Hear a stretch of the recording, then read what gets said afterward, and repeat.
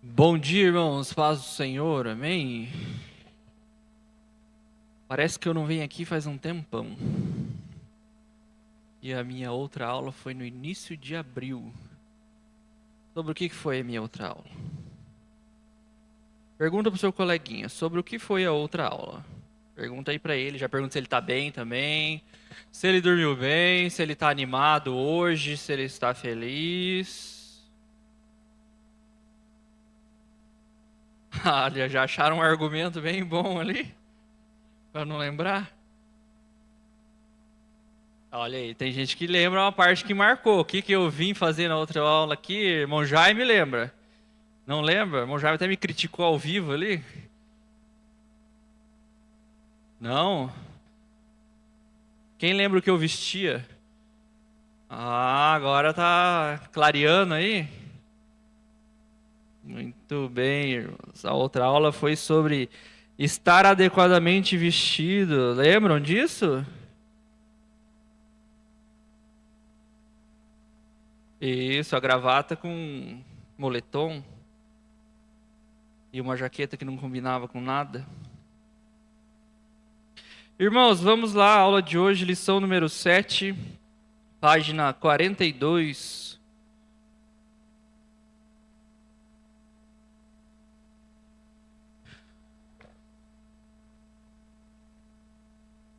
Lições de uma administração censurada, mas corrigida. O nosso comentarista de hoje é o pastor Elton Melo, pastor de uma das nossas igrejas em Curitiba. Então, ele que nos traz os comentários a respeito daquilo que nós vamos estudar essa manhã. Ainda continuamos na série aí de...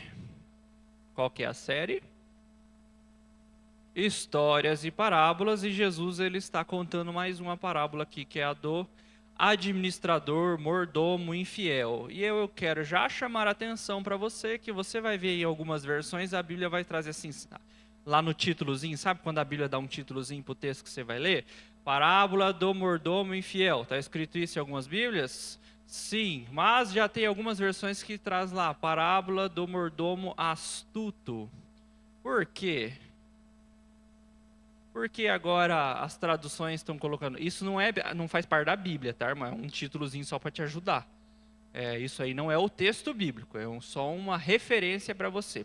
Por que algumas versões estão colocando lá o mordomo infiel e outras já trazem o mordomo astuto?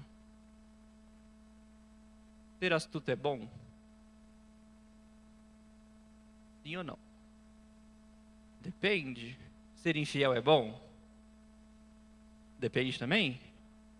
Não, né? Tem que ter certeza dessa parte, pelo menos. Ser fiel não é bom, tá? Então, mas por que ele já está sendo colocado uma referência desta forma? Tem um objetivo em você entender isso. Isso, Jesus ele traz um ensino ali, que quem sabe esse títulozinho que estão colocando é para chamar a sua atenção para uma parte. Antigamente a nossa atenção estava em qual parte?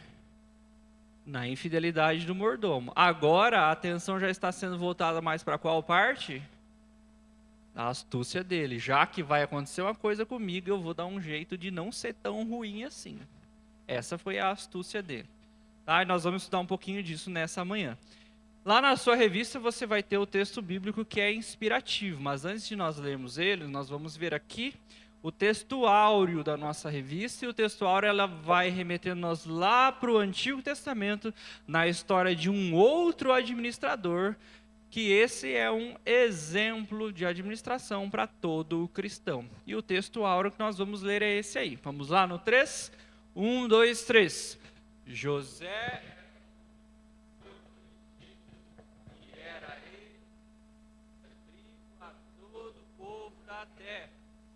Isso quando os irmãos de José chegaram, curvaram-se diante dele, rosto em terra.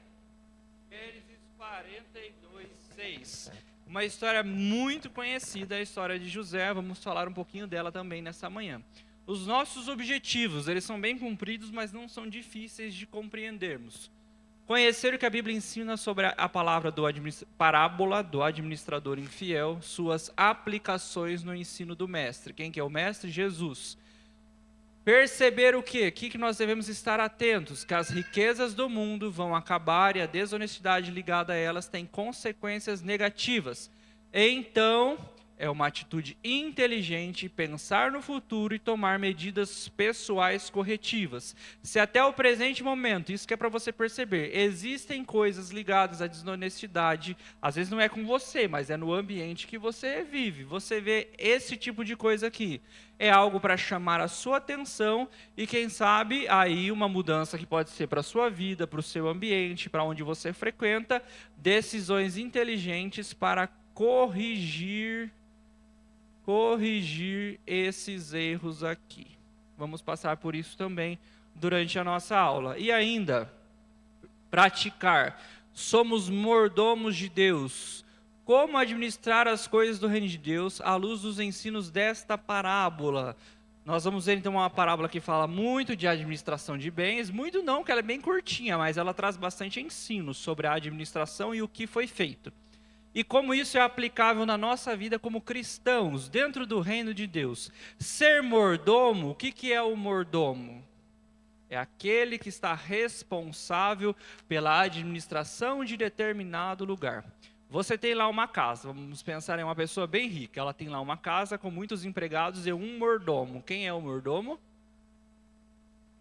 É o chefe dos empregados. Tudo é responsabilidade dele, porque o dono não quer se preocupar com nada relacionado às lides da casa. Quem que tem que se preocupar? O mordomo. O mordomo é o empregado lá que fica limpando tudo? Não necessariamente. Mas ele sabe tudo o que acontece com os demais que estão sob a sua supervisão ali.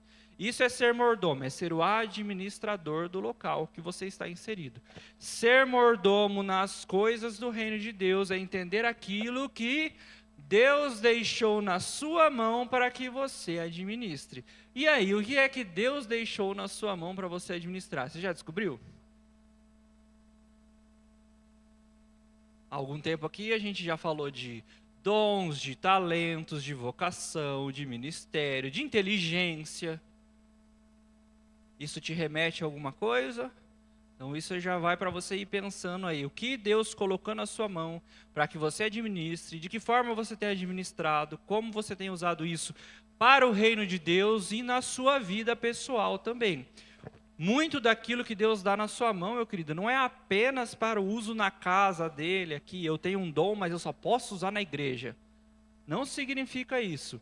Às vezes Deus vai te dar uma vocação e um dom que é para o seu uso diário, na sua vida ele vai ser usado também. Só que aí você vai analisar como é que você usa aquilo que Deus colocou na sua mão diariamente. Amém? Seguindo então, nós temos o texto que é a base do estudo. Nós vamos compartilhar essa leitura nessa manhã. Lucas 16, de 1 a 9.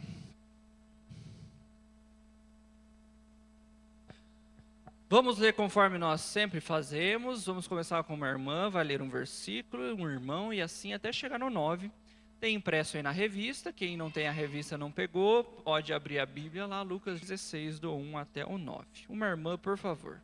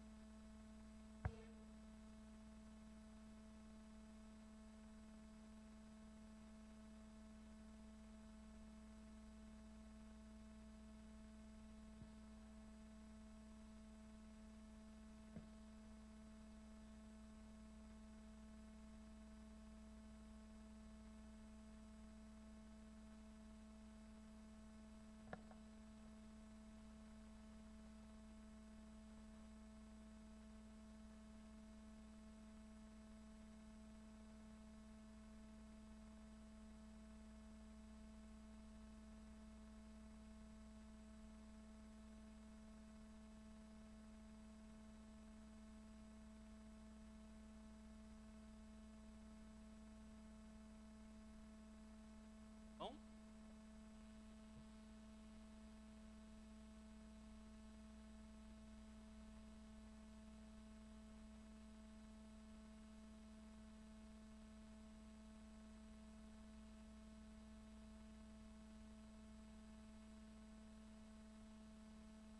Sétima irmã.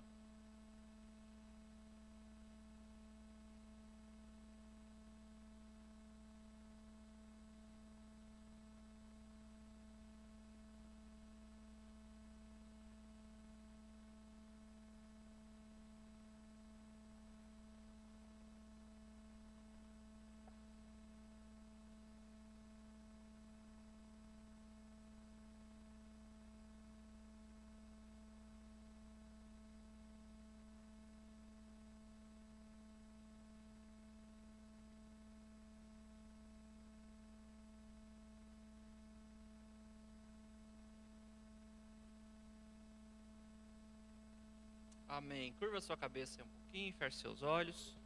Senhor, nós estamos diante da Tua palavra mais uma vez. E agora que as verdades bíblicas contidas nesse texto, Pai, possam estar indo de encontro ao nosso coração, nos ajuda a compreender aquilo que o Senhor tem para nos ensinar. Em nome e para a glória de Jesus que eu oro neste momento. Amém. Vamos rapidinho ver o que esse texto está falando aí. Então Jesus começa a parábola e diz: tinha um mordomo que ele era infiel e ele foi denunciado. Como denunciado? Falaram para o chefe assim: ó, o fulano está te passando a perna. E aí ele chama o mordomo e fala: viu, falaram aqui que você está me enganando. Então você vai fazer o seguinte: você vai prestar contas de tudo aquilo que você tem feito, porque você não vai mais trabalhar aqui. E aí o que aconteceu com o mordomo? Ele foi e começou a falar mal do chefe para todo mundo, que enganaram ele, que estavam fazendo a casinha dele na empresa. Foi isso que ele foi fazer?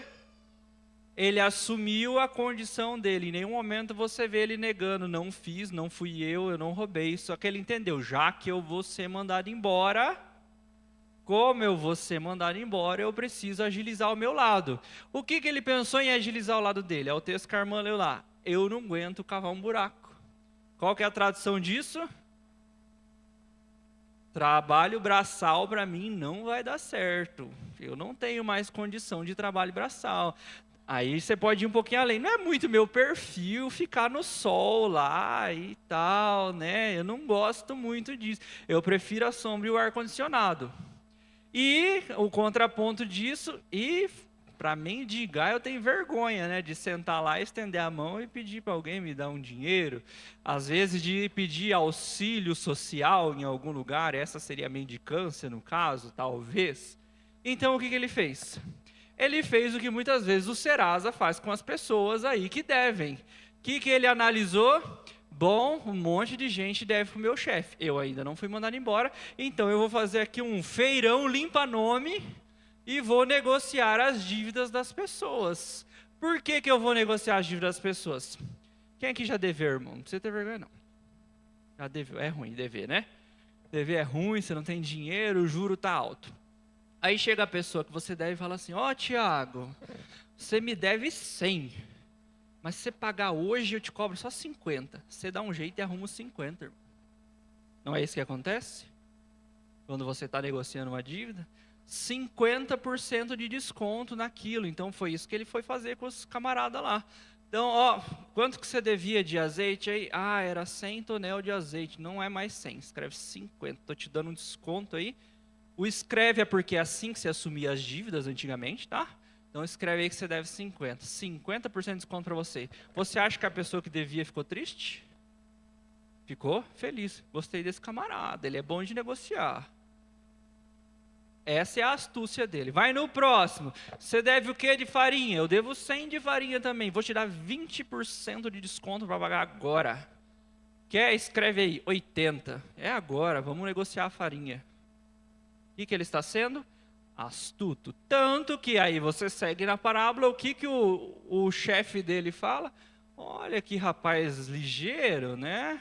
Ele está negociando as coisas aí para ele ficar bem na praça.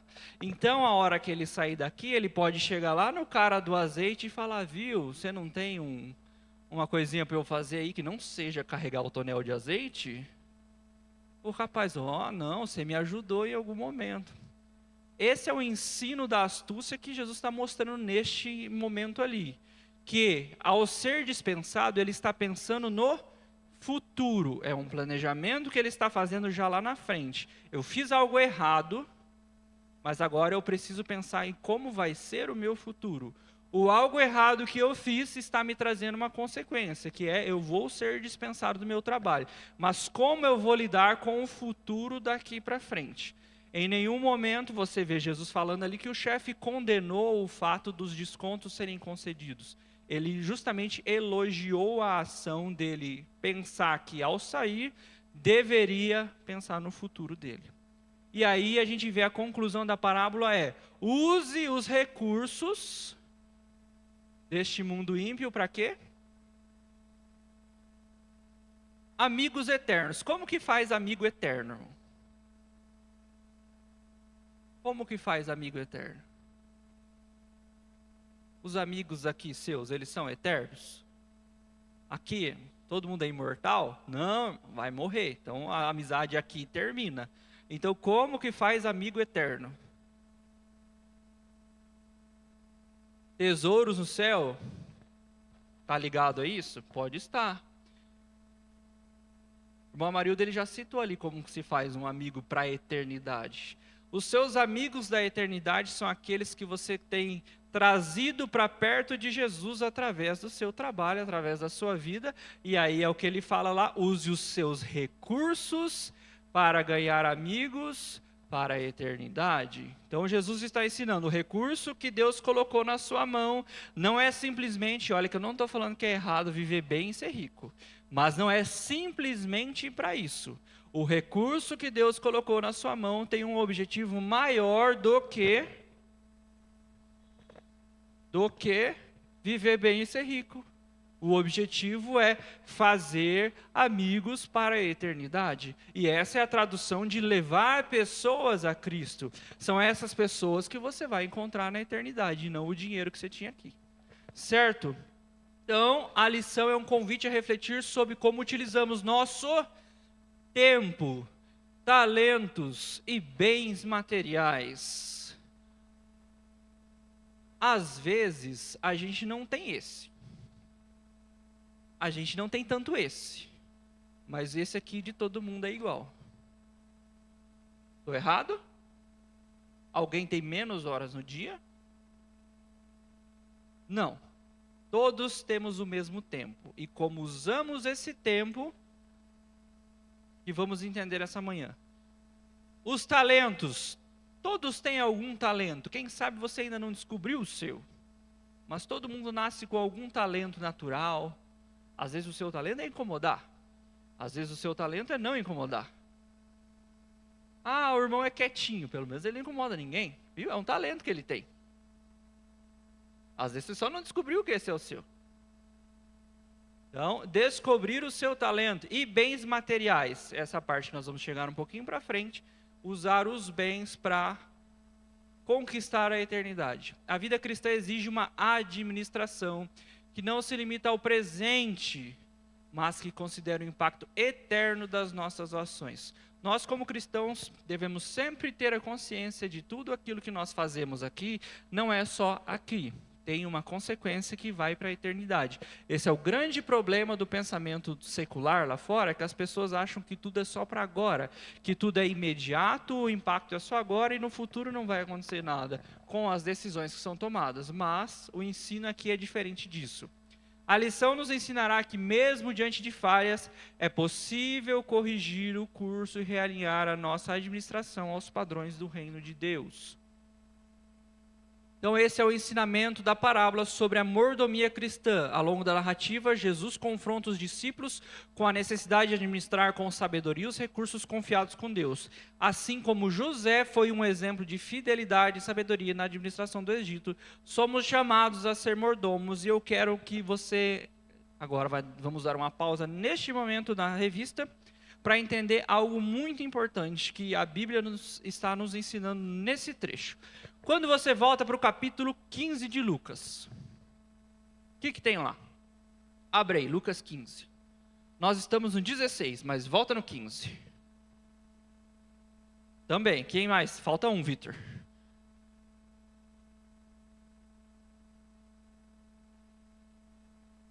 O que Lucas 15 fala? Ele tem a parábola do filho pródigo. Todos conhecem? Sim? Sim, né? Muito conhecida. A parábola da ovelha perdida. E a parábola da dracma ou moeda perdida. O que essas três nos ensinam? Coisas perdidas? Coisas, pessoas, né? Que se perderam, mas foram recuperadas. É muito interessante a gente ver a disposição nas coisas da Bíblia, que antes de Jesus falar do dinheiro, que ele vai falar aqui atrás, ele falou do quê? De algo que é muito mais importante ser recuperado, que são pessoas que se perderam. Pessoas que estão perdidas. E ele deixa muito claro, quando ele está falando, a alegria que existe no momento de encontrar. Quando você vai lá para a parábola da ovelha, já até fizeram milhões de canções, todas iguais, da música da ovelha perdida. Como que funciona? Tem quantas ovelhas? Tem 100 ovelhas. Perdeu quantas ovelhas? Perdeu uma ovelha. Ah, é só uma mesmo, deixa para lá? Você faz o que com as 99? Deixa para lá? Também não. Entenda sempre essa parte. As 99 nunca foram deixadas de lado, assim, só jogadas, porque aquela é a mais importante. Às vezes as pessoas pensam assim dentro da igreja. Eu que estou aqui, mas o fulano que está lá tem mais atenção que eu que estou aqui. Você que está aqui não está largado. Você que está aqui, você tem uma assistência. Você está no aprisco, cuidadinho com a comidinha e a aguinha. E é necessário sim o esforço de ir atrás do que está perdido. Porque ele ainda não morreu. Não dá para ir atrás depois que morreu. Antes de morrer você insiste. É isso que a Bíblia está ensinando. A parábola da moeda. A pessoa que está caçando a moeda lá, ela procura, será que tem uma moedinha aqui? É isso que está escrito lá? Quem conhece? Será que a moedinha está aqui? Não sei, perdi moeda. Poxa, que triste. É assim que ela procura a moeda? O que faz? Revira a casa para achar a moeda que perdeu. E quando acha, aí você pensa, nossa, mas só a moeda. Mas qual é o preço que aquela moeda representa quando trazemos para a vida de uma pessoa? É isso que Jesus está ensinando. E o filho pródigo é aquele que daí ele queria gastar dinheiro, foi e gastou dinheiro, e aí voltou para casa. Você conhece a história. Quando ele volta para casa, existe a alegria de quem? Do irmão? O irmão ficou felizão, radiante. Vou fazer outro churrasco, porque esse do meu pai foi pequeno. Foi isso que ele falou? Não, olha aí, eu estava aqui, mesma linha. Eu fiquei aqui, eu que fiz aqui. Aí o outro vai lá, faz tudo errado e tem festa porque fez tudo errado. E o pai ensina o quê? Você que está aqui, você tem nada, né? Não, você não pode fazer nada, meu escravo. É isso que ele falou, né? Você está aqui, você tem tudo. A parte dele já foi, o que ficou é a tua. Então tudo é seu. Mas a gente precisava comemorar que teu irmão estava morto e ele apareceu aqui. Então fica tranquilo, faz teu churrasco lá amanhã. A importância de entender, Jesus está mostrando, antes de falar de dinheiro, que o mais importante não é o dinheiro, e sim as pessoas. E por isso ele termina aqui, quando ele está falando do dinheiro, que é para você usar o dinheiro para quê? Para alcançar pessoas. Esse é o objetivo. Deus não amou o mundo porque ele tinha muitas riquezas. Deus amou o mundo porque ele era cheio de pessoas que careciam do amor dele. Este é o mundo, as pessoas. Então Jesus, antes de chamar a atenção para esse ponto aqui. Então por que precisa falar de dinheiro se o negócio é as pessoas? Aí é o ponto, porque o dinheiro faz as pessoas se perderem. Por isso Jesus falou muito de dinheiro. A Bíblia fala mais de dinheiro do que de salvação. Porque o dinheiro tira a salvação das pessoas. Irmão José Carlos.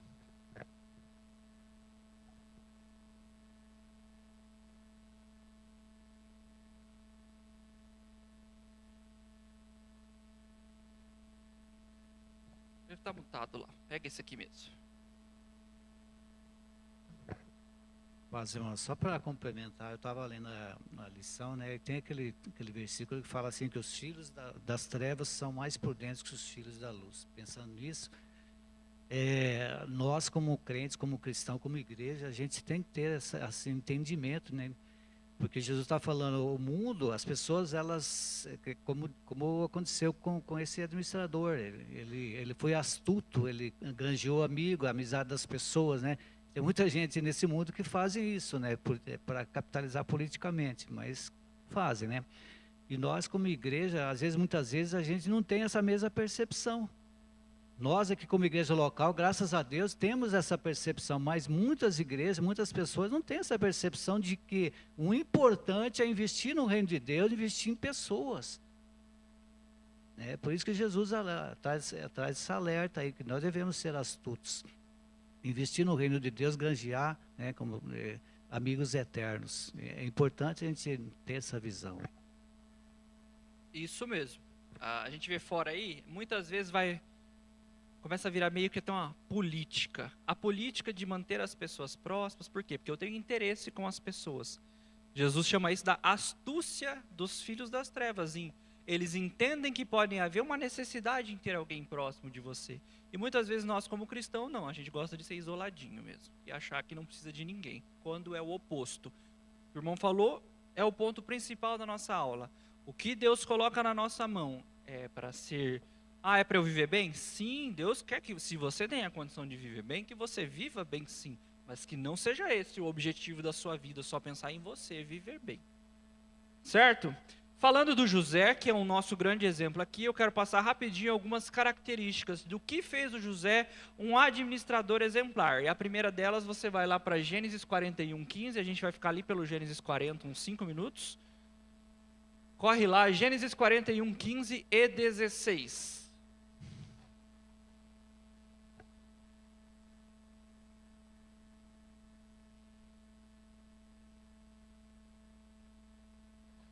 Pode ler, isso.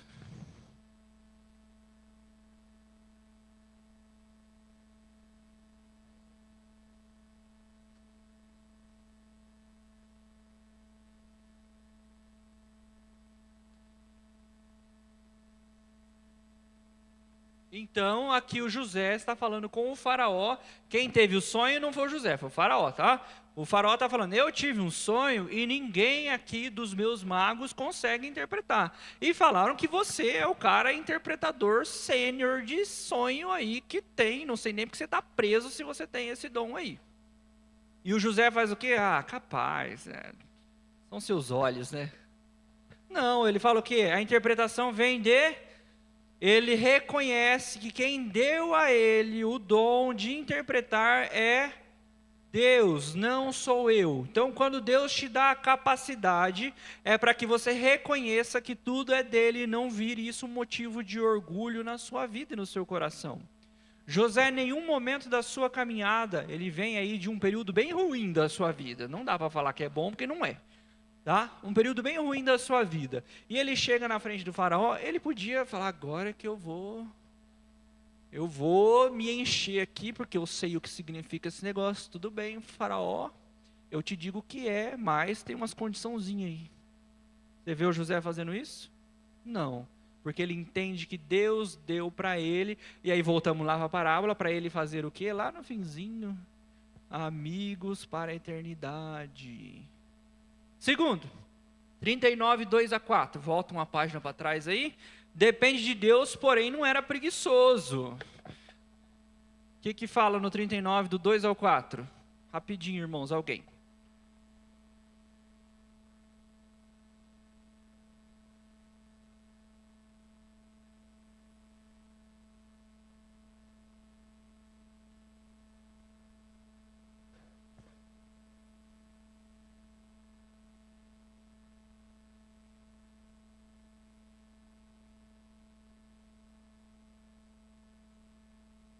Isso aqui a gente cai no ditado popular que é muito legal. Trabalhe bem e ganhe mais trabalho. Foi isso que aconteceu com José. Tá? Essa foi a lógica que aconteceu com ele. Só que ele se mostrou um cara o quê? O que o Potifar faz? Viu o que nele? Que ele era? Quem que era com ele? Esse rapaz é diferenciado. O José se mostra muito trabalhador. E quando você vai lá para o momento que ele é colocado como governador do Egito. Na sequência ali, o faraó coloca o anel no dedo dele, sobe na carruagem, que é a número 2 do governo aí, você vai ser o número 2 do governo. Ele podia pensar, agora eu mando, eu desmando. O que ele foi fazer? Foi sentar no troninho dele e esperar passar 7 anos? O que ele foi fazer? Inspecionar. Opa, já que eu tenho uma responsabilidade agora, eu preciso ver o que eu vou fazer. Ele foi inspecionar a terra. Isso é diferente de preguiça. Às vezes a gente tem essa... Deus disse que vai fazer, então eu vou esperar Deus fazer. Deus disse que tem... Eu já vi alguns profetas profetizarem bênçãos financeiras para as pessoas. Só que essas pessoas, a partir do momento que ouviram isso, pararam de trabalhar. E acharam que a bênção financeira ia ser alguém ganhar na Mega Sena, porque ela é crente e não joga, mas ia dar o dinheiro para ela. Só podia ser isso. Por quê? Deus está profetizando assim, Moisés, você vai prosperar muito, e eu estou falando de dinheiro mesmo. O que você vai fazer, Moisés? Vai pedir demissão e ficar em casa? Não. Opa, vou me focar no meu trabalho. Algo muito bom está para acontecer da parte de Deus para a minha vida. Será que é uma promoção? Vão me ver lá no governo e, ó, esse cara trabalha muito bem, ele não vai ficar em Cascavel mais, ele vai ficar lá em Curitiba e vai mandar em todo mundo e o salário dele vai quadruplicar. E se ele pede a demissão e vai sentar em casa e esperar as bênçãos de Deus chegar? Quando Deus traz coisas para a nossa vida, não é para a gente se acomodar, e sim vem mais trabalho. É assim que funciona. Seguindo lá, permaneceu firme mesmo tendo prejuízo. 39, 19 a 23. Mesmo capítulo, 19 ao 23.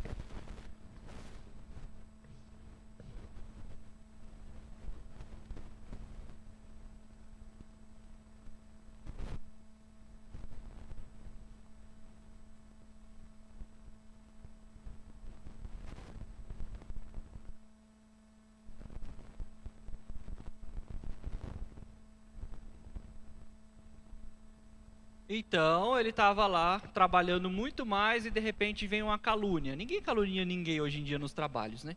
Vem uma calúnia e, ó, ele tentou me assediar, e eu fugi, gritei, e agora ele está aí. Aí o José deve parar assim, mas você está de brincadeira comigo, né? Sério que essa mulher vai falar essas coisas de mim? Foi isso que ele fez? Ô, Potifar, não ouve a tua mulher não, ela é perturbada. Ela é doida. Foi isso que ele fez? Aqui a gente vê uma atitude de firmeza em quem ele cria, porque você vai ver isso na sequência do texto. Firmeza em quem ele cria, e entendendo que a vida dele estava nas mãos de Deus, que era Deus quem cuidava do seu futuro, porque ele tinha uma promessa lá atrás, de que Deus o colocaria em algum lugar de destaque, que ele ainda não sabia qual era. Mas a firmeza de entender que, opa, eu estou sendo prejudicado agora, mas é Deus que sabe de todas as coisas. Às vezes a gente leva prejuízo e a gente quer ficar indignado. É claro que a gente fica triste. Eu não estou dizendo que ele ficou alegre e feliz. Fui caluniado, vou ser preso. Beleza, subi na vida. Não é isso que aconteceu. Mas entender que mesmo no momento da dificuldade e da tristeza, o José permaneceu firme.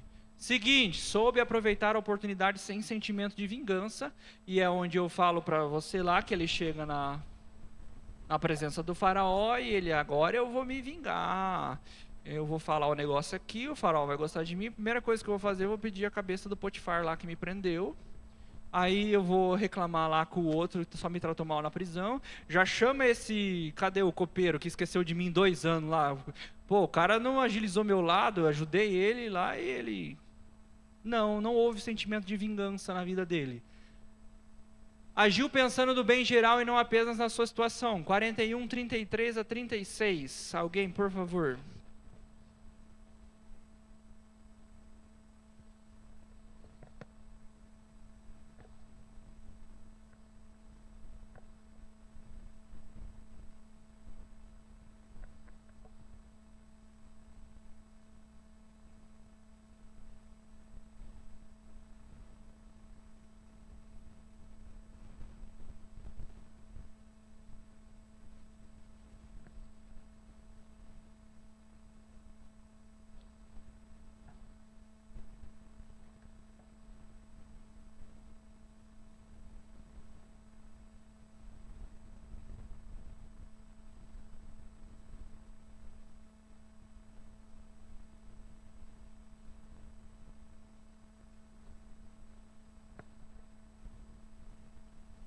Muito bom. Isso é a interpretação do sonho? Não é. Essa parte já não é mais a interpretação do sonho. Ele precisava ter falado essa parte? Se ele não quisesse, não precisava. Ele foi lá para interpretar um sonho. Faraó, teu sonho é o seguinte, vai ter 7 anos de fartura, todo mundo vai viver muito bem e tal, e vai ter 7 anos de pobreza. Fechou? É isso que significa. Esse é o sonho. Mas aí vem o ponto de pensar no bem geral e não apenas na sua situação. Alguns comentaristas dizem que aí o José é usado com uma palavra de sabedoria, que é Então Deus fala o seguinte para o senhor: durante esses 7 anos, o senhor faz esse esquema aqui, ó. Vai fazer assim, quinta parte, desse jeito, para cá, porque quando chegar os 7 anos de fome, o que vai acontecer? O Egito não vai passar necessidade. E aí é onde Deus vira a chave da história do José, que é... O que aconteceu depois que ele falou isso aqui?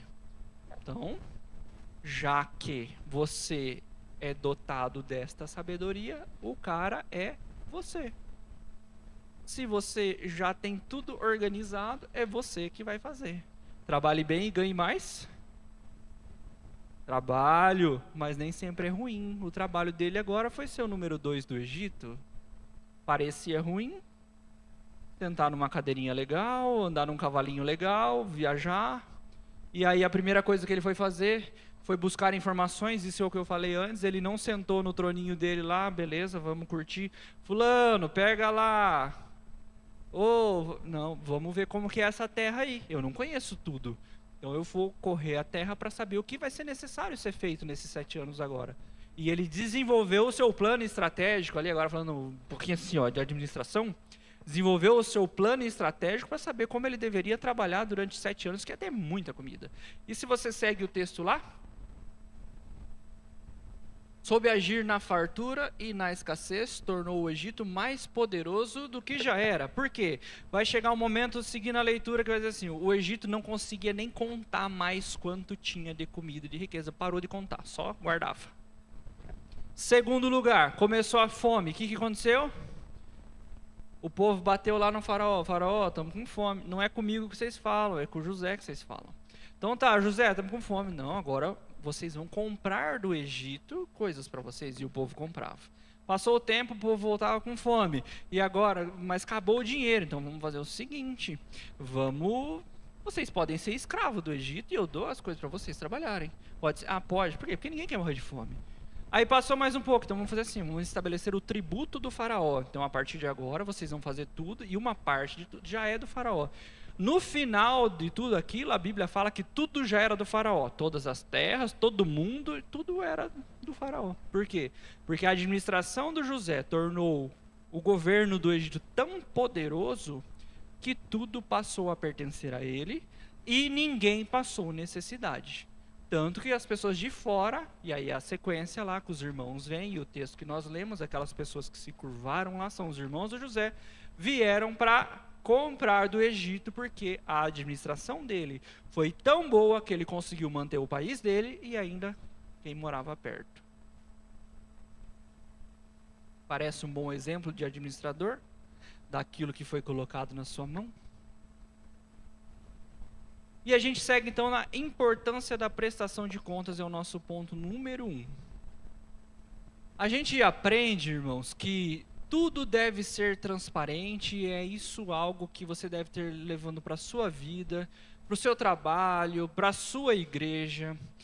Hoje é muito comum, vamos falar aí do contexto de igrejas que só gastam e ninguém sabe o que está sendo feito. Graças a Deus, não é porque o pastor daqui é meu pai, mas graças a Deus nós estamos num modelo de igreja que procura ser o mais transparente possível em todas as ações, principalmente aquelas que envolvem recursos financeiros. A irmã Marisa não está aqui hoje, mas a qualquer momento você tem a liberdade, isso é falado pelo pastor, de chegar lá na irmã Marisa, o que é aquele negócio lá que gastaram R$1.000? E ela vai mostrar para você o que é o negócio que gastaram R$1.000, para que serve, aonde que foi aplicado, quando que foi comprado, se ele é útil, quanto tempo ele vai durar. Então nós temos essa liberdade na nossa igreja e temos a transparência dos recursos aplicados aqui. Quando o chefe chama um mordomo, a primeira coisa que ele pede é: falaram que você está me enrolando, então você precisa prestar contas. Deixar as coisas tudo em claro, irmãos, livra-nos de passar por problemas no futuro, de desconfiança, problemas de acharem que você é desonesto, problemas de acharem que a igreja está fazendo alguma coisa e ninguém sabe o que é. Nós falamos antes que o ponto principal dos nossos recursos devem ser investidos em pessoas. E graças a Deus é isso que tem sido feito na nossa igreja. Uma grande prova de que é isso que tem sido feito na nossa igreja é que esse templo aí do lado, tá aí desse jeito ainda. E eu nem estou falando de uma maneira ruim, tá? Tá aí por quê? Porque o nosso principal objetivo não é um templo novo. O nosso principal objetivo ainda é investir todos os meses na obra missionária. Em setembro fazemos uma grande campanha missionária e ajudamos todos assim, da maneira como é do alcance da igreja que seja feito. Esse ainda é o objetivo principal. Mas para fazer tudo isso é necessária a transparência. Assim como Deus exige fidelidade dos seus servos, a igreja também precisa de pastores, líderes, diáconos e gestores que temam a Deus, sejam dignos de confiança e capazes de prestar contas sem que se encontre neles qualquer falta. Quando líderes e gestores da igreja demonstram transparência, zelo e responsabilidade, eles inspiram a confiança dos seus membros. Isso é um princípio da administração geral, que eles chamam de princípio da publicidade, que é você deixar tudo às claras. Sempre mostre o que você está fazendo e por que você está fazendo. Infelizmente, em muitos setores que nós vemos, tudo é feito ao contrário disso. Tudo nas escuras. A tal da lei da proteção de, eu nem sei lá, o sigilo de 100 anos. E sigilo não sei do que. E não sei mais o que. Isso inspira confiança, independente de quem inventou, tá? Isso inspira confiança. Eu vou comprar um negócio aqui, só que eu vou colocar debaixo dessa lei aqui, que daí ninguém pode saber quanto que eu gastei nesse negócio. E nem o que eu vou fazer com isso. Da mesma forma que fora isso não inspira confiança, na igreja é o mesmo jeito. O princípio é o mesmo. A transparência sempre vai nos levar a confiar nas nossas lideranças. E se em algum momento, e eu falo aí tranquilamente, se em algum momento você achar que alguma coisa está estranha, esse lugar permite que você tire a limpo o que você acha que está estranho. Amém? Seguindo. Prestação de contas é uma prática essencial para os discípulos de Jesus. Jesus ensina em Mateus 25, 21, a fidelidade nas pequenas responsabilidades levam a bênçãos maiores. O que está escrito em Mateus 25, 21? O administrador lá recebeu um recurso que era pequeno. E ele conseguiu cuidar muito bem desse recurso. E o dono do recurso fala para ele, você foi fiel no pouco, então eu vou colocar você sobre o muito. E aí agora eu trago para a nossa vida mais uma vez, irmão. O que é ser fiel no pouco? É bem o que descreve. Você ganha pouco, você é fiel? Eu não sou porque eu ganho pouco. Então você vai continuar ganhando pouco. Essa é a lógica bíblica. Quem é fiel no pouco, vai ser fiel no muito. Uma conta que é muito fácil a gente fazer. Você ganha R$100. Quanto é o dízimo de R$100? De R$100 é R$10. Ok? R$10 é uma dinheirama hoje? Tipo assim, nossa, R$10. Incrível. Eu tenho R$10. Você fala com gosto assim de R$10. Não fala, tem 10 lá. Antigamente o povo enchia o tanque da moto com 10. Hoje vai 1,5 litro com 10. 10. Então, é pouco. Mas é a sua fidelidade no pouco. Quanto é 10% de 10 mil? R$1.000. R$1.000. É R$1.000, né? R$1.000. Já fala diferente R$1.000. Agora pensa, você tinha dificuldade de dar 10. Você vai ter facilidade de dar 1.000? Claro que sim, porque vai sobrar 9.000, a proporção é a mesma. Proporcionalidade é a mesma coisa, as duas coisas. Uma parece diferente da outra. E o ensino é isso, se você não consegue no pouco, você não vai fazer no muito. Sabe por quê? E aí é um problema dos cristãos, que vai chegar no muito ele vai ficar com dó. Nossa, vou ter que dar R$1.000 na igreja. Eu ganhei 10, eu ganhei 10, até que eu ganho mais um meninho, né, 10, mais 1.000, né, oh Deus, não dá para ser 10 lá igual era 10 antes, não posso dar 10, assim. Essas são as negociações que a gente vai querendo fazer com Deus daí. Então você vai sempre ficar na casa ali dos 100, dos 150, porque o seu coração e a sua mente não compreenderam ainda a dependência do Espírito Santo de Deus para fazer algo que é obediência e amor a Ele.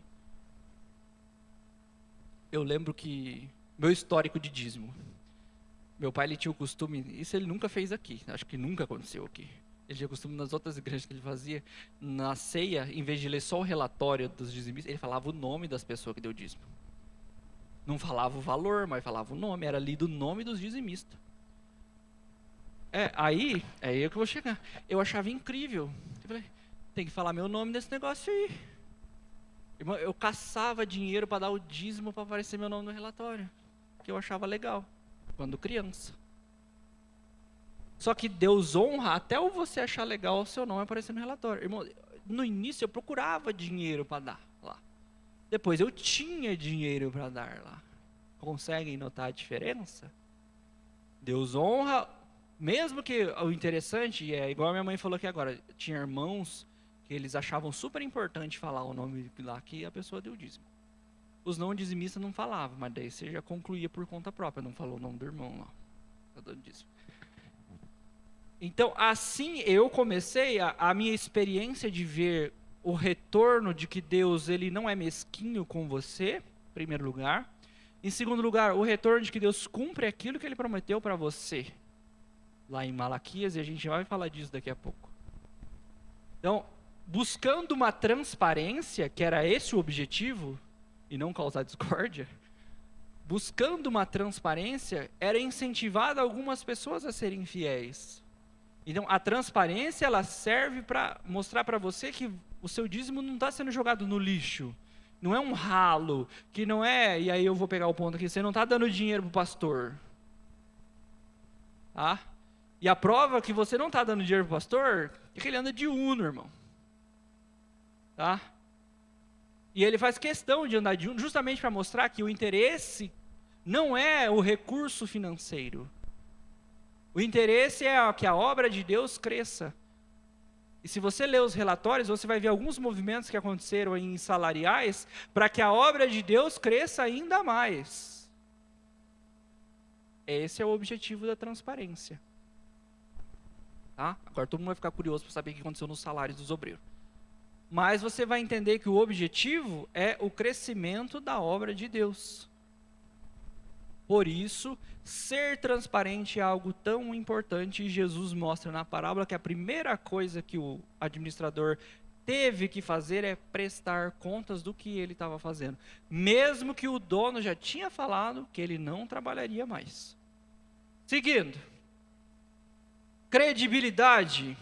Depois, quando pastores eles mostram-se honestos e fiéis, o testemunho cristão é fortalecido. Você vai chegar assim, e às vezes você ouve isso de pessoas que, minha igreja rouba dinheiro, pastor é tudo ladrão. Você tem autonomia e você tem liberdade de falar, não sei as outras, mas na minha igreja não é assim. Você tem coragem de falar assim quando falam que todo mundo é ladrão?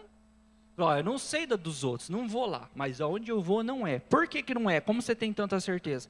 Aí você pode dizer como você tem tanta certeza. O testemunho cristão é fortalecido de que ainda existem locais em que as pessoas são sérias, honestas e estão buscando o crescimento do reino de Deus. Por isso a igreja deve fomentar uma cultura de prestação de conta em todos os níveis de liderança. Como é? Aí você já sabe, aqui como funciona, né? O pastor só não faz mais assembleia porque não dá. Então, aqui temos prestação de contas, assembleias regulares, que todo mundo sabe o que está acontecendo com tudo, em que você tem liberdade de falar. Na assembleia, sabia que você tem liberdade de levantar sua mão e falar assim, eu não concordo com essa parte aí não, pastor. Sabia? Às vezes você não faz porque é tímido, tem vergonha, mas você pode. E se houver discordância, o negócio não vai acontecer, porque esse é o objetivo da assembleia. Que os irmãos possam decidir o que vai ser feito. E ainda, aí você vai, mas esse negócio de prestar conta, quem aqui é casado independente? Consegue ser casado independente? Dá para ser casado independente, irmão Zé Carlos? Fala pra mulher, vou sair, onde você vai? Não te interessa. Nem volta daí, né? Não existe, irmão. Na tua casa, o filho lá. Ah, pai, eu vou em tal lugar. Ah, quem que vai com você? Ah, não importa. Quê? Não importa quem que vai com você? Fala, não importa para ver, né, amor? Então já não vai mais, não importa. É isso, a prestação de contas, ela está em todos os níveis da nossa vida. Não é porque é a igreja que vai ser diferente. Segundo lá, rapidez na correção, aprendendo com um administrador. Aí é um ponto importante. Embora censurado por sua desonestidade, o administrador da parábola é elogiado por sua astúcia em agir rapidamente para garantir um futuro seguro. Ele, eita, fiz errado, vou ficar mal, mas eu preciso então mudar essa situação. E esse é um ponto para nós trazermos para nós aqui, naquilo que fazemos errado. Ah, eu fiz errado, já era mesmo. Não é já era mesmo. Existe a condição de consertar aquilo que está errado. E esse é o princípio do Evangelho, inclusive. A condição de consertar aquilo que está errado. Jesus veio para que nós tivéssemos a condição de consertar aquilo que está errado. Não que é por nossa força, eu que conserto, não. Mas é a oportunidade que Ele nos dá de fazer isso. E o administrador, ele entendeu essa necessidade, que para ele garantir um futuro, as coisas precisariam ser diferentes. Para nós garantirmos um futuro, as coisas precisam ser diferentes. Se hoje eu sou desonesto, eu sou desonesto no meu trabalho. Chega lá um cliente e ele fala assim, quanto que é tal serviço lá onde você trabalha? Tal serviço, na tabela padrão, ele custa R$ 519. Então eu vou fazer o seguinte, eu vou cobrar 720 dele, vou dizer que eu dei um desconto e vou cobrar 650. O patrão fica feliz? O que vocês acham? Na maioria das vezes não. Nossa, mas ele deu mais dinheiro. E por que o patrão não fica feliz? Porque ele está medindo a sua índole fazendo isso. Não apenas o resultado financeiro. Hoje é muito avaliado não apenas o resultado financeiro que alguém dá. Por um tempo até se acha legal que os números de faturamento subiram, mas depois de um tempo, isso começa a chamar a atenção negativamente. Subiu, mas está estranho. Às vezes esse comportamento pode partir de nós mesmos. Mas eu sou comissionado, se eu vender mais, eu ganho mais. Então eu faço essas jogadinhas aí, eu não leso o meu patrão, o cliente acha que eu dei um desconto para ele e todo mundo fica feliz. E Deus ficou feliz. O que Deus passa a entender de você? Se existe uma tabela lá, por isso que eu falei da tabela no começo, que o preço aplicado é aquele e ele é bom, e até desse preço pode ser dado um desconto. A partir do momento que você foge daquilo de uma maneira um pouco, vamos dizer, obscura, passa a ser visto de uma maneira ruim. Então, se existem esses tipos de comportamentos, eu dei um exemplo simples, mas pode acontecer de diversas formas possíveis. Existe a oportunidade da mudança, do arrependimento e entender, acho que isso que eu faço desse jeito não está muito certo. É muito comum também em empresas, isso já aconteceu na empresa que eu trabalho. Algo vai ser descartado.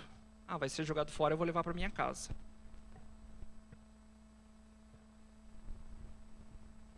Se uma pessoa vê o lixo dentro da sua casa e pula o muro para pegar, você gosta ou não? Sim? Porque de quem é o lixo? É meu lixo. Eu vou jogar, mas daí é meu lixo. Eu que vou jogar fora. Pois que eu joguei fora, se você quiser ir lá na rua revirar. Então, são pequenas coisas assim que você vai pensando.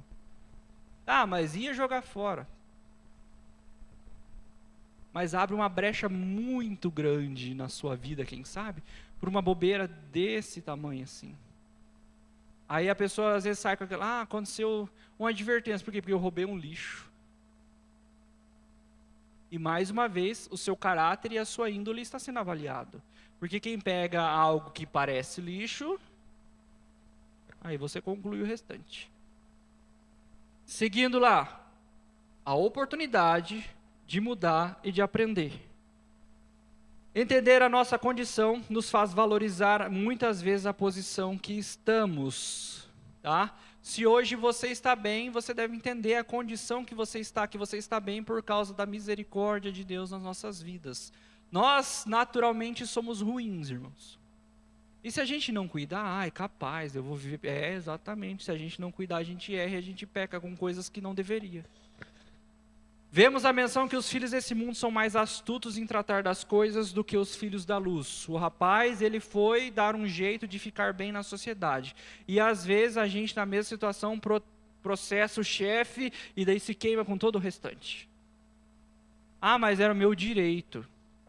Tudo bem, irmão, que é o seu direito, mas o seu direito deve sempre ser analisado de que, às vezes isso vai ser prejuízo para mim. Eu estou ganhando uma bolada agora, beleza, ganhei. Mas e qual é o meu futuro depois? Não sou contra quem acha que deve, mas eu sempre sou favorável do pensar antes de fazer. Vale a pena eu entrar nisso por causa muitas vezes que é só orgulho? Mas eu fui prejudicado numa coisa. Às vezes a negociação ainda pode acontecer. Mas às vezes a gente está envergonhando o nome do Senhor por causa de pequenos litígios, às vezes, que poderiam ser resolvidos sem envergonhar o nome do Senhor. Amarildo.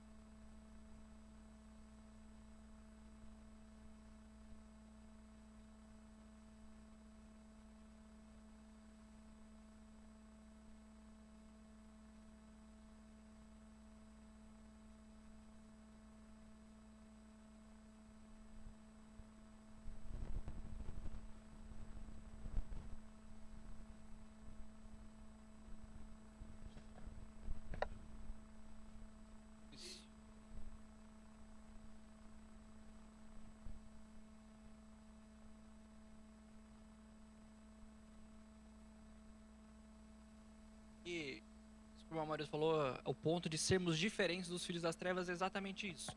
Na condição dele, ele fez algo que era uma atitude que ele precisaria e não ficou acomodado esperando só acontecer a demissão. Foi isso que ele fez. Mas nós, como cristãos, temos condição, sabedoria de Deus, e se não temos, buscamos a ajuda de quem tem para poder resolver situações da maneira correta, sem envergonhar o nome de cristão. E sem fechar portas muitas vezes, e sem criar problemas maiores muitas vezes. É disso que nós estamos falando neste momento, certo?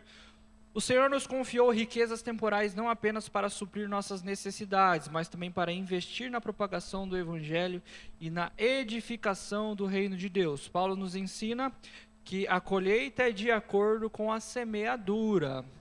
Você consegue colher algo que você não plantou? De regra, não. Então, como que nós vamos colher? Deus, o Senhor podia me abençoar em tal situação. Vou dar um exemplo bem simples aí. Liberaram um monte de concurso público agora de novo aí, e tudo bem, aí a pessoa, nossa, legal, é um bom rendimento, trabalhar, e daí você chega lá sem estudar, nada, não estudou nada, só foi. Sentou lá na cadeira, olhou, ixi, mas não entendo nada disso aqui. Deus, preciso da tua sabedoria agora. Igual o menininho que está lendo o livro, já viram? O mesmo que ele está fazendo assim na leitura do livro? Aí você chega lá e a sua nota é -4 no final. Porque você errou tanto que ficou devendo para a prova. E aí, Deus, como isso pode acontecer? Tá bom, você queria passar no negócio, mas o quanto você estudou para... Essa é a sua semeadura. Eu concordo, e sempre falo que é muito útil Deus, eu estudei toda essa revista aqui, eu não lembro de quase nada, então eu preciso da sua ajuda para eu lembrar. Essa eu considero válida. Eu me esforcei muito. Então, Deus, me traz de volta aquilo que eu estudei na minha mente para eu conseguir resolver. Essa é a semeadura que Deus vai honrar você na colheita. Mas você chegar só e esperar colher um negócio que você não plantou nada.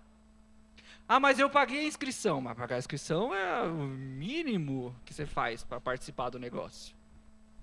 É a mesma coisa conosco. Queremos colher bênção, bênção, bênção, bênção, mas plantamos nada, nada, nada, nada. E como é que vai colher bênção, bênção, bênção, bênção? Começa com um pouquinho, irmãos. E aí chega no ponto que o que você vai semear não é dinheiro. Às vezes você vai semear a sua orelha lá com alguém. O que é a sua orelha lá com alguém? Você vai sentar perto da pessoa que só precisa falar. E ela vai falar, vai falar, e vai falar, e vai falar, e daí ela vai se sentir bem, e ela falou, e aí eu semeei um pouco do meu tempo aqui para ouvir essa pessoa que precisava de alguém que a escutasse. E aí você vai semear um pouco da sua sabedoria, e aí você escutou a pessoa e vai falar assim, olha, eu acho que dá para resolver esse teu problema assim e assim. Eu posso te ajudar levando você lá em tal lugar. Ah, mas deixa dar trabalho, né, Tiago? Começar a levar as pessoas para resolver os problemas delas. Ou você semeia, ou você não colhe. Não é difícil entender. Então, tudo que nós fazemos trata-se de uma semeadura para aquilo que nós queremos colher. E aí um ponto muito simplesinho é, seja mal educado com todo mundo. Espere que todo mundo vai ser educado com você, né? É assim que funciona? Você trata todo mundo só nos coices, assim. Aí, por que a pessoa me tratou mal? Não sei, por que será que a pessoa te tratou mal? Então, aquilo que a gente planta deve ser aquilo que a gente quer colher. Às vezes a gente acha que está colhendo coisa que não plantou. Além do ato financeiro, como eu falei, muitas pessoas só querem seu tempo, seu ouvido, uma amizade verdadeira e sincera. E uma das grandes dificuldades que eu vi há um tempo atrás, não sei se ainda está assim, porque eu parei de pesquisar, é que as pessoas estavam indo em psicólogo porque não tinha amigo. Porque o psicólogo obrigatoriamente vai escutar. Coisas que era só conversar com o amigo, com o parente. Ah, mas daí o amigo vai contar para os outros. E ele não sei se era bem seu amigo, né? Mas, às vezes, as pessoas só precisam de companhia, alguém que escute. Alguém que vai estar ali presente. E isso é semear tempo também na vida dos outros. E você não precisa ser rico para você ouvir alguém contar um problema. Você não precisa investir dinheiro para sentar meia hora com alguém que precisa de uma ajuda. Você não precisa investir dinheiro para fazer um discipulado cristão com alguém. E isso é investir tempo, e isso é fazer amigos para a eternidade. Você está ali semeando na vida de uma pessoa que você quer encontrar lá. Não é muito bonito? O menino deu testemunho aqui na ceia. Não é muito bonito? Ele falou, eu quero agradecer o Vitor. E começou a listinha dele lá, o fulano, e o outro fulano, e o fulano, que investiram em mim. O Vitor investiu bastante. Você pôs dinheiro no menino, Vitor? O que mais, além de dinheiro? Mais tempo do que dinheiro? O dinheiro não foi tanto, ajudou. Às vezes é um Uber que dá para os meninos, às vezes é uma outra coisa, um pão com mortadela que vai comer ali. Mas o principal, ele não falou, o Vitor me deu dinheiro, me pagou um Uber. O Vitor investiu em mim. O outro menino investiu em mim. Os forasteiros me deram atenção e me acolheram. Isso é a semeadura. Aí, para que isso acontecesse, eles precisaram desprender de tempo, de mais tempo. 11 horas da noite, às vezes dava uns rolos, tem que resolver os rolos. É assim que funciona.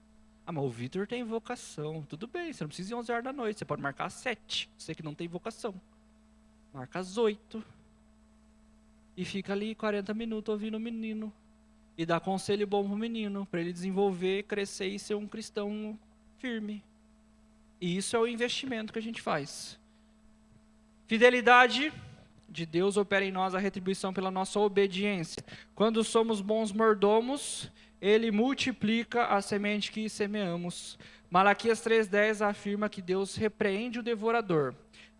E aí é um ponto que lá vai estar falando assim para você. Se você é fiel e você faz aquilo que Deus disse para você fazer, você pode dizer, Deus, eu estou fazendo tudo certinho. Deus fala assim, ó, façam prova de mim para vocês verem se eu não vou abrir a janela e derramar a bênção. Mas para fazer prova tem que o quê?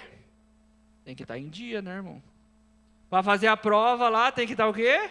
Tem que estar com o estudo em dia, a mesma coisa. Para fazer prova de Deus que Ele vai te abençoar, tem que estar o quê? Tem que estar tudo certo. Ai, Deus, o devorador. Daí Deus puxa a tua ficha lá. Mas você anda meio falhando ultimamente. O devorador que está me cobrando que ele quer te devorar, porque daí eu vou fazer o quê? Deus não vai quebrar o princípio que ele deu. O princípio é, ele vai repreender o devorador se você for fiel. Aí você não é fiel, o devorador está lá cobrando. Ó Deus, o infielzinho ali, eu vou dar uma chegada na casa dele. Aí Deus fala, não, não vai não.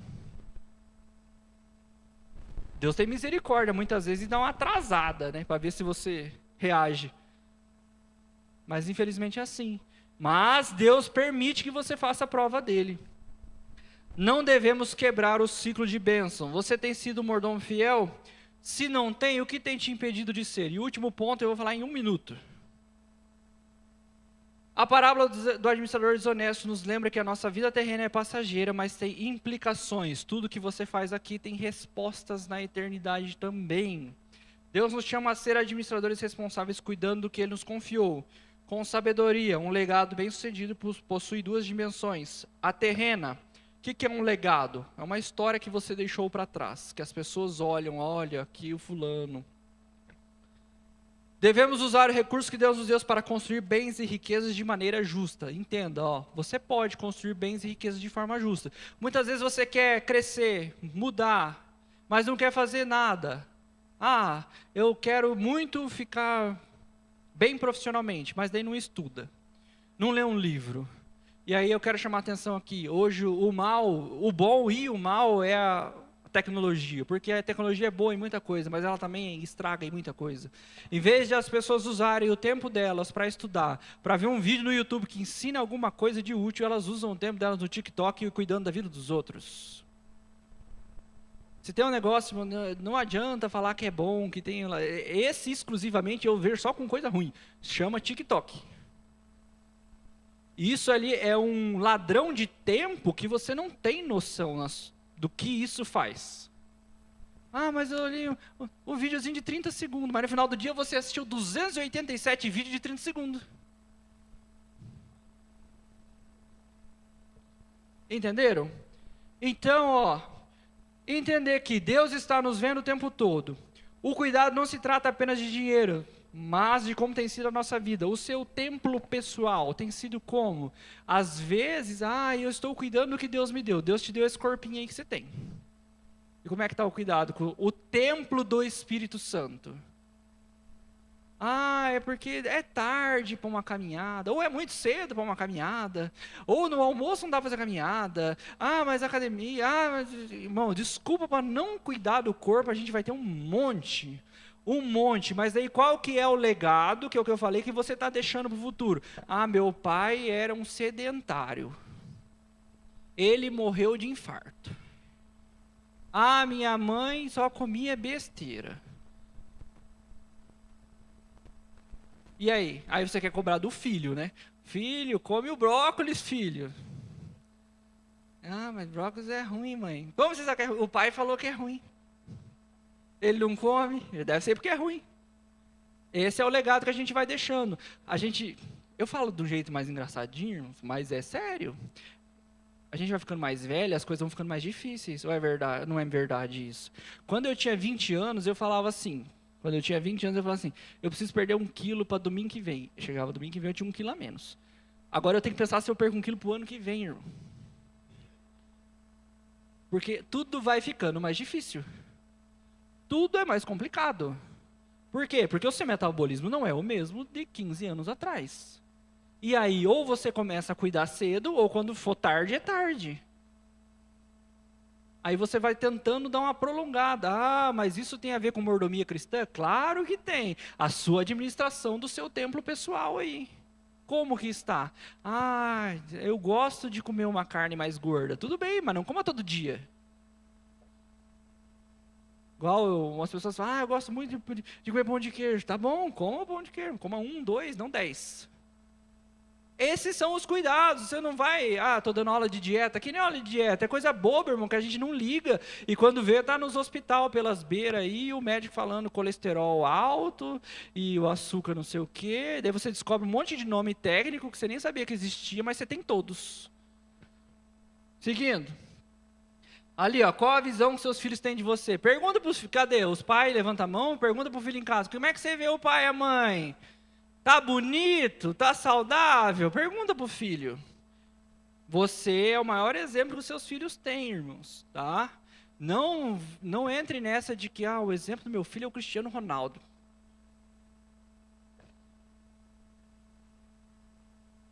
Dimensão terrena ainda. Não, promovendo a justiça social e o bem-estar do próximo. Não prosperamos apenas para o nosso bem-estar. Quem é o meu próximo? O que dirão de você daqui 30 anos?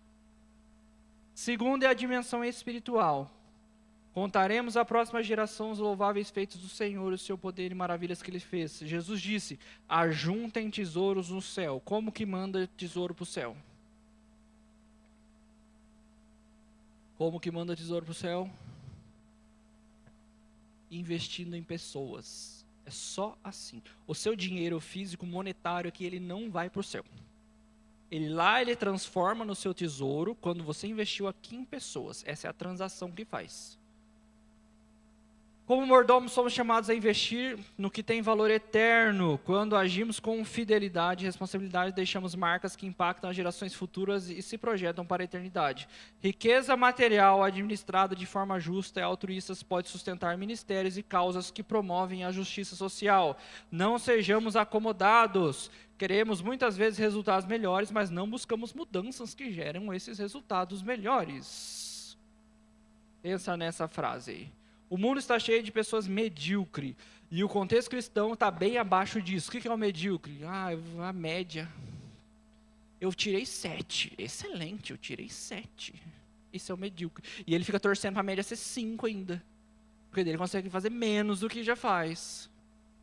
E o cristão, ele tem um pouco mais disso ainda. Ele quer ser menos do que o medíocre. Porque, é para Deus mesmo. Vou fazer só assim. Só que na sua cabeça você não pensa, vou fazer para Deus, é só assim. Você pensa, mas não precisa tanto. Só que a gente quer coisa melhor, mas não quer ser melhor. É uma implicação, se você quer coisas melhores, você precisa buscar ser melhor. Deus, eu quero muito, vou falar aqui bem cristão, crescimento espiritual, dons, não sei o quê. Quanto tempo faz eu não leio a Bíblia? Deve fazer uns 49 dias que eu não leio nada. Não sei por que Deus não fala comigo. Eu tenho me sentido tão afastado do Senhor. Irmão, você está orando? Precisa orar para estar perto de Deus?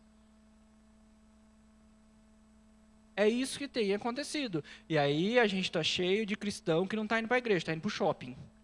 Que as igrejas já estão parecendo shopping. Começamos isso com, acho que a Miquei, esses dias atrás. Que as igrejas estão com cara de shopping agora. E aí você foi para o shopping, se a mensagem está chata, você sai ali, vai no cafezinho, toma um cafezinho. E fica lá no cafezinho, acabou a mensagem, você volta, cumprimenta os coleguinhas. E aí foi o mesmo que você ir para uma apresentação. Porque você só ficou na parte do louvor ali, que você gosta um pouco, ou não gosta muito, às vezes você fica no cafezinho até passar o louvor. Aí você entra, porque daí a palestra é importante. Queremos coisas melhores, mas sem ser melhores. Isso é muito ruim. Curva a sua cabeça, feche seus olhos, nós vamos encerrar. Que o Espírito Santo de Deus possa falar na sua vida, no seu coração, sobre essa mordomia cristã. Aquilo que Deus deixou para você cuidar. Se você foi tocado por essa mensagem, não deixe de curtir esse vídeo. Inscreva-se no nosso canal no YouTube e assim você pode ter acesso a mais mensagens como essa para edificar a sua vida. Se você deseja fazer parte da nossa igreja, ter mais acesso às nossas informações e novidades, é só você baixar o nosso aplicativo no seu celular. Baixe gratuitamente. É só você abrir a loja virtual no seu celular e digitar IBI Cascavel. Ali você baixa o nosso aplicativo e tem mais acesso às nossas novidades e faz parte dessa família também. Deus te abençoe e um grande abraço.